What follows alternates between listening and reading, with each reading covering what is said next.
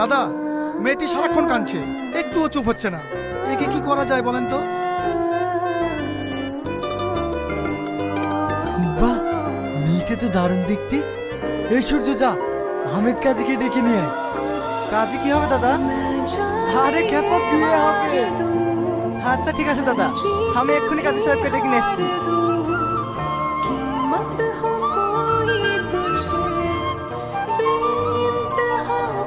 সালমা, আমার দিকে একবার তাকাও।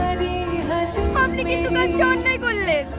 জোর করে আপনি আমার শরীর পেতে পারেন, কিন্তু আমার মনটা কখনোই পাবেন না। কেন?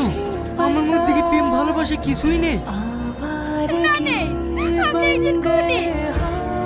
ঠিক আছে, যেদিন তুমি আমাকে মন থেকে ভালোবাসতে পারবে সেই দিন আমি তোমাকে স্পর্শ করব। তার আগে না। তুমি ওপরে ঘুমাও, আমি নিচে থাকছি।